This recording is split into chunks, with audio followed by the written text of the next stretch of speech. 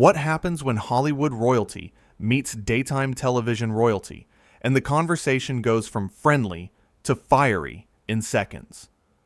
In just 32 seconds, a single comment would turn a routine interview into one of the most shocking moments in talk show history. Kelly Clarkson had built her show on warmth, authenticity, and genuine conversations. Her studio audience loved her because she was real. She laughed at herself. She celebrated others. She made guests feel comfortable. But on this particular afternoon, comfort would be the last thing anyone felt. Meghan Markle walked onto the stage in a designer outfit that probably cost more than most people make in 6 months. The audience applauded politely. Kelly stood up, smiled wide, and extended her hand for a warm greeting. Meghan took it, but the handshake was brief, almost dismissive. There was something cold in it. "Welcome, welcome. So glad you're here," Kelly said, her voice bright and cheerful as always. Meghan sat down and immediately began adjusting her dress, smoothing it out repeatedly as if the chair wasn't good enough for the fabric. Kelly noticed, but kept smiling. "Thanks for having me," Meghan said flatly, without making eye contact. Kelly dove right in, asking about recent projects and charity work. Standard talk show questions. Easy softballs meant to make guests shine. But Meghan's answers were short, clipped, almost annoyed. "So you've been working with several charities lately. Tell us about that," Kelly said. "Yes, well, it's important work. Not everyone understands the level of commitment it requires. It's not just showing up and smiling for cameras, though some people think that's all it takes," Meghan replied. The audience shifted in their seats. Was that a dig at Kelly? The host's smile tightened just slightly, but she pushed forward. "Absolutely. Real change takes real work. What projects are you most passionate about right now?" Meghan sighed. Actually sighed, like the question was beneath her. "I'm passionate about many things, but I find that in these kinds of settings, it's hard to have a real conversation. Everything is so surface level, so produced." Kelly's eyebrows went up. The audience went quiet. This was her show Meghan was calling surface level. Kelly had spent years building this platform on depth and authenticity, but she stayed professional. "Well, we're here to have whatever conversation you want to have. This is your time," Kelly said, opening the floor. "Is it though? I mean, you have commercial breaks to get to, network notes to follow. It's all very manufactured," Meghan said, looking around the studio like she was inspecting a budget motel. The audience was uncomfortable now. You could feel it. People started glancing at each other. Kelly's producer in the wings looked panicked, but Kelly kept her composure. "I think our viewers would disagree. We have real conversations here every day. But hey, let's talk about what you want to talk about. What's on your mind?" Meghan leaned back in her chair, crossed her legs, and smiled in a way that wasn't friendly at all. "What's on my mind is how different my life is from this, from regular talk shows and regular questions. My experiences are unique. Not everyone can relate." "Well, that's kind of the point of interviews, right? To share experiences that maybe not everyone has had," Kelly responded, still trying to keep things light. "Sure, but do your viewers really want to hear about my life? Do they understand the pressures of being in the public eye at the level I've been? The scrutiny, the expectations? I doubt most of them could handle it." The audience gasped. Someone actually gasped out loud. Kelly's smile was completely gone now. She leaned forward slightly. "I think you might be surprised. Our viewers are pretty incredible people. They handle a lot in their own lives," Kelly said, and there was an edge to her voice now. Not mean, but firm. "I'm sure they're lovely," Meghan said in a tone that suggested she thought the exact opposite. "But there's a difference between everyday problems and the kind of things I deal with.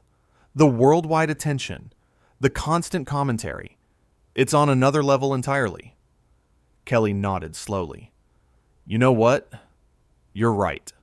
Most people watching don't have worldwide attention. They're working 2 jobs to feed their kids. They're taking care of sick parents. They're fighting illnesses.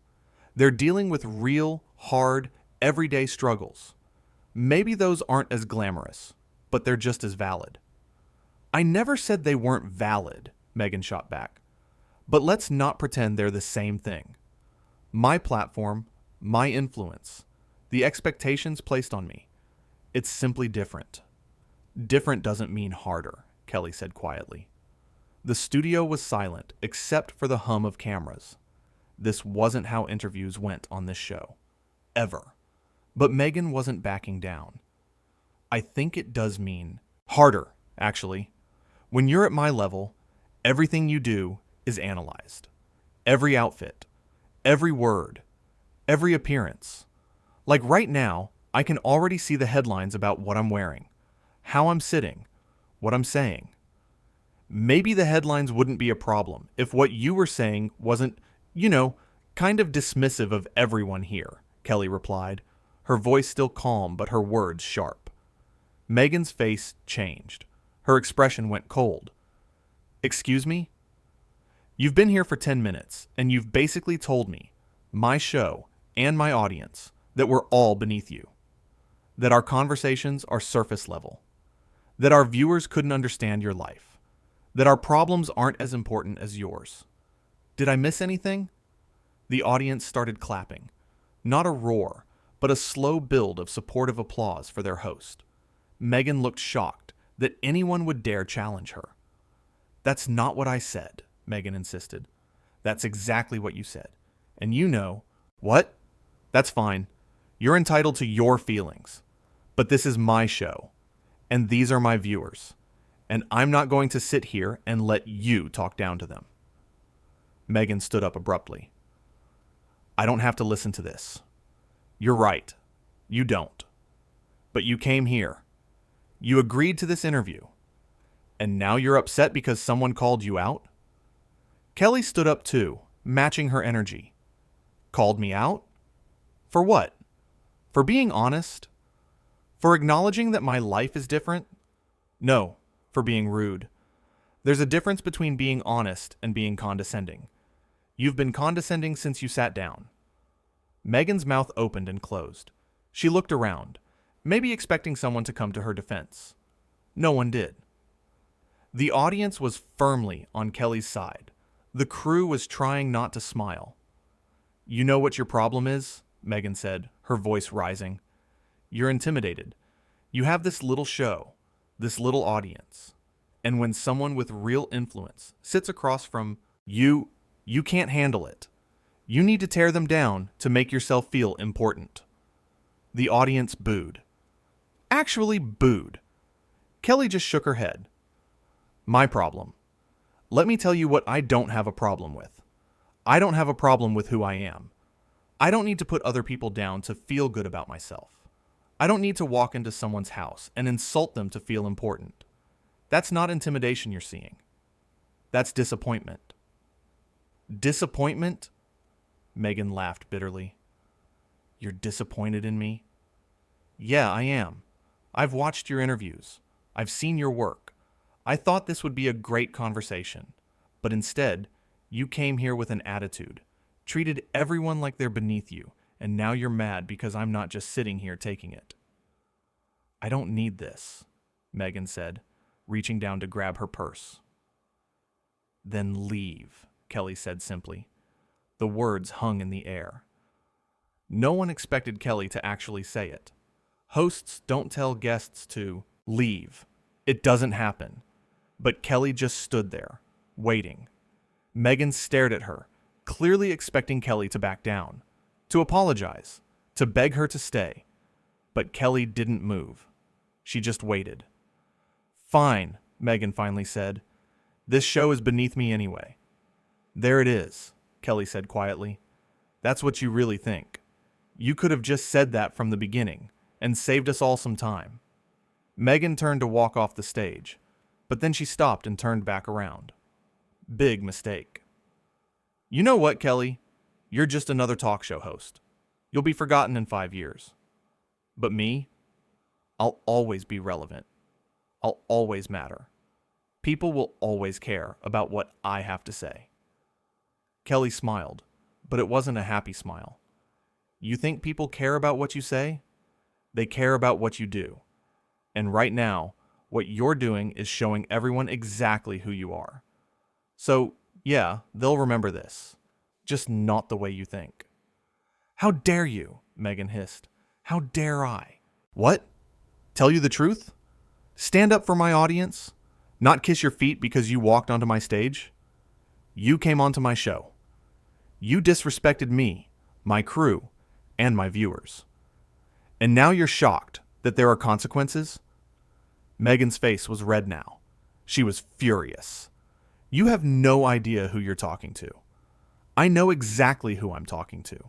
I'm talking to someone who forgot that respect goes both ways. That being famous doesn't mean being better than everyone else. That having a platform is a privilege, not a right to look down on people. I never look down on anyone, Meghan shouted. You've done nothing but look down on everyone since you got here, Kelly shouted back, and the audience erupted in applause. Meghan was shaking now, whether from anger or embarrassment or both. You're going to regret this. The only thing I regret is wasting everyone's time with this interview. We could have had someone here who actually wanted to connect with our audience. Instead, we got you. You're pathetic, Meghan spat. And you're leaving, Kelly said, pointing toward the exit. Security will show you out. That's when Meghan completely lost it. Security? You're calling security on me? Do you know who I am? Yeah, you've mentioned it about 50 times. Now leave. 2 security guards appeared from the wings. They didn't touch Meghan, but they stood close, making it clear she needed to go. The audience was on their feet now, not applauding, just watching in stunned silence as this train wreck unfolded. Meghan looked at the guards, then at Kelly, then at the audience. She was cornered, and she knew it. If she refused to leave, it would look even worse.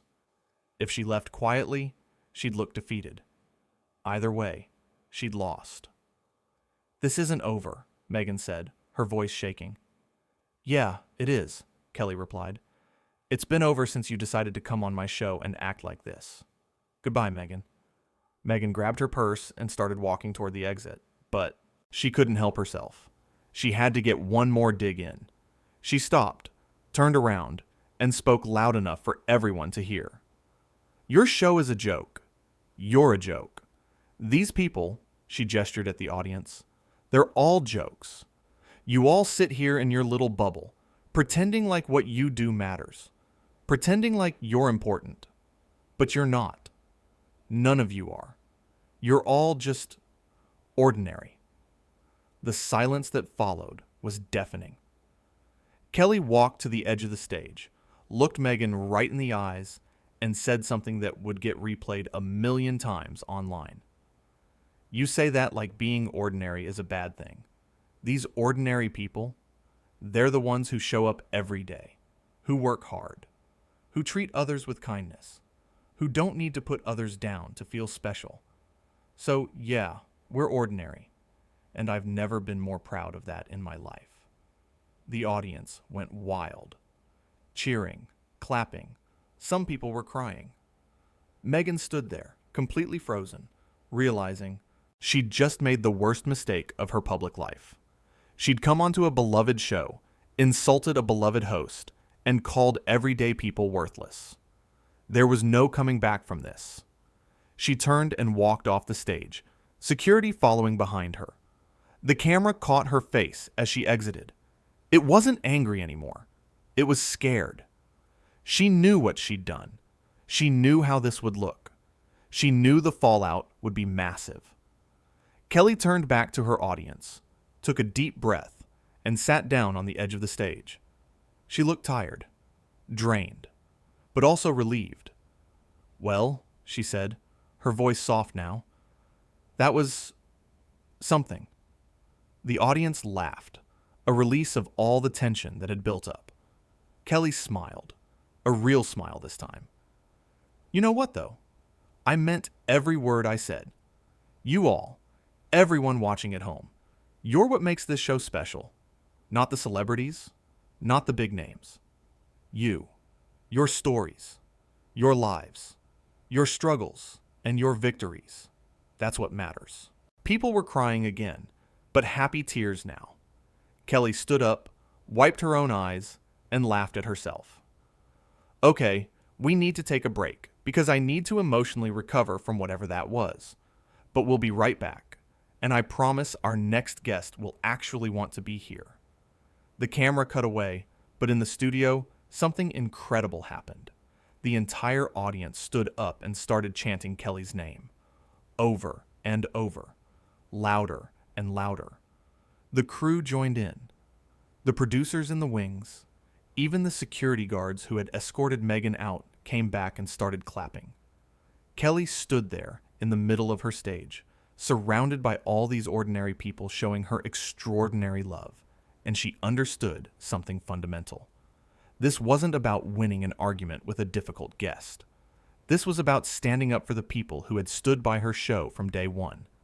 The people who tuned in every afternoon. The people who shared their stories. The people who made her show more than just another talk show. Behind the stage, Meghan was in her dressing room, her team frantically trying to do damage control. Her publicist was on 3 phones at once. Her manager looked like he might pass out. Her assistant was already reading the social media reactions, and they were brutal. Worse than brutal. They were unified in their criticism. But none of that mattered in this moment. What mattered was what had just happened on that stage. A talk show host had stood up to a guest who thought she was untouchable. An audience had witnessed something real, something unscripted, something that reminded them why they loved live television. Back on the stage, as they prepared to come back from commercial, Kelly checked her notes for the next segment. Her hands were still shaking slightly from the adrenaline. Her producer came over and put a hand on her shoulder. "That was incredible," he said quietly. Kelly shook her head. That was necessary. She needed to hear it. "The whole world needed to hear it," he replied. "Do you know what you just did? You stood up for every person who's ever been talked down to by someone who thinks they're better. Every employee who's been dismissed by their boss. Every person who's been made to feel small by someone with power. You gave them a voice." Kelly looked out at her audience, still buzzing with energy, still processing what they'd witnessed. She saw their faces. Teachers and nurses and construction workers and parents and students and retirees. Ordinary people living extraordinary lives. People who deserved respect. "They already had a voice," Kelly said. "I just made sure someone was listening." The stage manager started counting down to air. Kelly took her seat, straightened her notes, and put on her professional smile. But inside, she was still processing everything that had happened. The shock of Meghan's attitude, the anger she'd felt rising, the moment she decided enough was enough, the words that had come out of her mouth, words she'd never planned to say, but couldn't hold back. Had she been too harsh? Maybe. Had she been unprofessional? Possibly. Had she been right? Absolutely. The cameras came back on, and Kelly welcomed everyone back to the show like nothing had happened. But everyone knew something had happened. Something big. Something that would be talked about for years to come. In living rooms across the country, people were texting their friends, calling their families, posting on social media. The clips were already spreading. The reactions were already pouring in. And overwhelmingly, people were supporting Kelly. They'd seen the exchange. They'd heard the insults. They'd watched Meghan dismiss an entire audience as beneath her. And they'd seen Kelly stand up and say, "No, not on my show, not to my people." That's what made it powerful. Kelly hadn't just defended herself. She defended them. Every viewer, every audience member, every person Meghan had, dismissed as ordinary. The show continued with the next guest, an author promoting a book about resilience. The conversation was warm, genuine, everything the previous interview wasn't. Kelly was back to her normal self, laughing and engaged. But there was a new energy in the studio, a sense that they'd all been through something together, a shared experience that bonded them. When the show ended and the cameras turned off, the audience didn't want to leave. They lingered, talking amongst themselves, reliving the moment. Kelly came out and talked with them, took pictures, gave hugs. She needed it as much as they did. A reminder that this, right here, was what mattered. These connections, these real moments, these ordinary people who made her job the best in the world. Backstage, word had spread throughout the building about what happened. Other shows wanted the footage. News programs were already calling. Entertainment reporters were trying to get statements. Everyone wanted a piece of the story. But Kelly didn't want to talk about it anymore. She'd said what needed to be said in the moment it needed to be said. Anything else would just be rehashing, reliving, re-explaining. The moment spoke for itself. She gathered her things, said goodbye to her crew, and headed to her car. Her phone was blowing up with messages. Colleagues supporting her. Friends checking in. Industry people weighing in. But she ignored them all for now. She needed to decompress, to process, to understand what had just happened and what it meant. As she drove home, she replayed the conversation in her head. The warning signs she'd seen from the start. The moments she could have redirected. The point of no return when Meghan called the audience ordinary like it was an insult. That was when Kelly knew there was no saving the interview. That was when she knew someone had to speak up.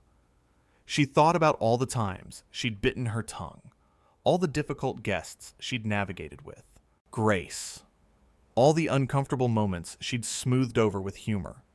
She was good at that, great at it even. Making people comfortable was her specialty. But today was different. Today required something else. Today required truth over comfort, confrontation over accommodation, standing firm over smoothing things over. And you know what?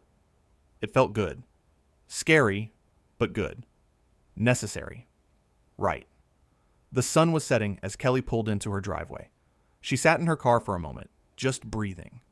Her phone buzzed again, and again, and again. The world wanted her response, her explanation, her reaction to the reaction. But Kelly knew better. She'd said everything she needed to say on that stage. Let the moment stand on its own. Let people form their own opinions. She wasn't going to apologize for standing up for herself and her audience. She wasn't going to walk it back or clarify or soften it. It was what it was. Inside her house, she kicked off her shoes, poured a glass of water, and finally looked at her phone. Hundreds of messages, thousands of social media notifications, news alerts about the interview, think pieces already being written. But one message stood out. From her producer. Just 3 words. "You did good." Kelly smiled. Yeah, she thought. Maybe I did.